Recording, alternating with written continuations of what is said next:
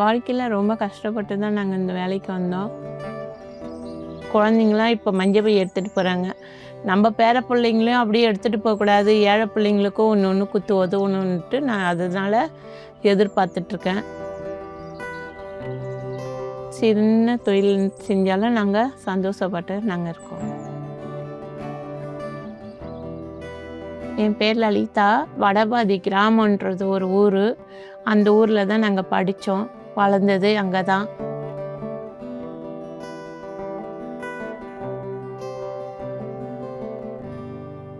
அப்போ மஞ்சள் பையில் தான் நாங்கள் புக்கு, ஸ்நாக்ஸு எதாவது எடுத்துகிட்டு போகிறதா இருந்தாலும் நாங்கள் அந்த மஞ்சள் பையில் தான் கொண்டு போவோம். எனக்கும் ஒரே ஒரு குழந்தை தான், ஒரு பொண்ணு பெற்று அதுக்கு 3 பசங்க.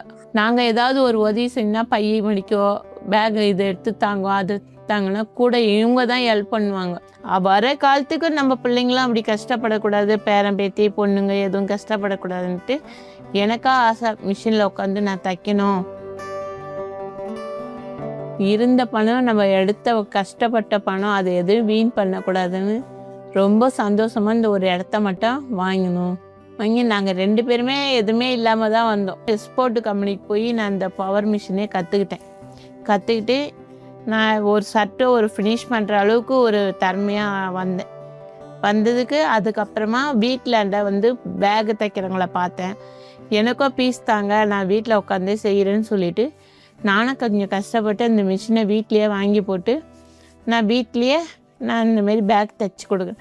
நான் வீடு கட்டணுன்னு ஆசை, நான் கம்பெனி வைக்கணுன்னு ஆசை. வாழ்க்கையில் ரொம்ப கஷ்டப்பட்டு தான் நாங்கள் இந்த வேலைக்கு வந்தோம்.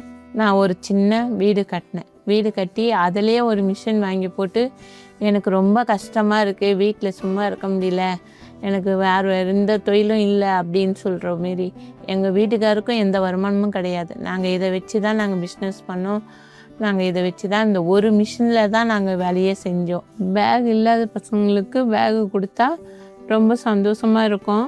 தைக்கிற பேக்கில் கொஞ்சம் பீஸ் எதுனா மீந்தால் கூட நான் தச்சு ஏழை பிள்ளைங்களுக்கு கொடுப்பேன். அந்த பிள்ளைங்களாம் வாங்கிட்டு போவோம். அதுங்க மூஞ்சில் இருக்கிற சந்தோஷம் எனக்கு ரொம்ப பிடிக்கும். அதனால் வீட்லேயே வச்சு ஒரு மிஷின் போட்டு நாங்கள் சின்னதாக பிஸ்னஸ் பண்ணிவிட்டு எங்கள் பொழுதுக்கு நாங்கள் சந்தோஷமாக தான் இருக்கோம்.